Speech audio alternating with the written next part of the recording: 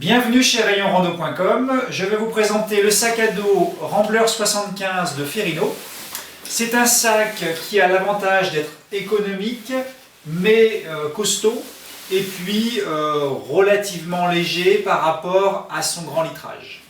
Pour vous visualiser un petit peu mieux le volume, je vais l'enfiler. Donc vous vous rendez compte que c'est vraiment un gros litrage qui va permettre de ranger beaucoup de choses et donc qui va convenir pour la grande randonnée plutôt chargée. Côté portage, donc on est sur du classique, c'est-à-dire qu'on a un système avec deux barres en dur aluminium qui vont assurer le report de charge sur la ceinture de hanche. Côté rembourrage, c'est du rembourrage traditionnel assez copieux, donc rembourrage alvéolé respirant, le couloir de ventilation centrale, et puis donc on a, je vous disais, du rembourrage costaud sur les bretelles, mais également une grosse ceinture bien rembourrée également. Et puis on va retrouver classiquement les sangles de rappel de charge, sangles de poitrine, etc. Côté rangement ensuite, on a donc sur la ceinture, on a deux poches zippées relativement grandes. Donc on peut vraiment y mettre l'appareil photo et également les encas et pas mal de petites choses finalement dont on aurait besoin à portée de la main. Ensuite, on va avoir un compartiment principal divisé en deux par une cloison amovible avec l'accès zippé par le bas et puis l'accès par le haut que je vais vous montrer ensuite. On a deux grosses poches latérales zippées qui sont d'un volume assez généreux. Donc on peut mettre, bien sûr, on peut mettre une gourde, on peut quand même mettre pas mal de choses dedans. Donc une de chaque côté.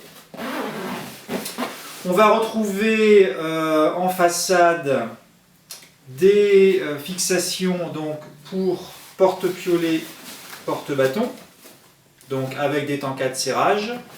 À noter en bas de sac donc des sangles pour éventuellement fixer une tente. Sur le dessus, un système élastiqué avec tankas de serrage également, où on va pouvoir fixer si besoin une petite veste de pluie par exemple. Et on retrouve également sur le rabat une grande poche zippée, à l'intérieur de laquelle on va retrouver une poche filet zippée également. A noter que le sac est fourni avec un petit jeu de sangles supplémentaires parce que sous le sac on a des passants, donc on va pouvoir, si besoin, fixer les passants pour pouvoir accrocher encore d'autres éléments sous le sac. Petit détail, par contre, on n'a pas de poche à l'intérieur du rabat, ce qu'on trouve généralement sur la plupart des gros sacs. Vous voyez qu'on est sur un tissu plutôt costaud. Et dernier détail, on a également une poche en façade où on va pouvoir là aussi ranger soit un petit vêtement, soit la carte par exemple.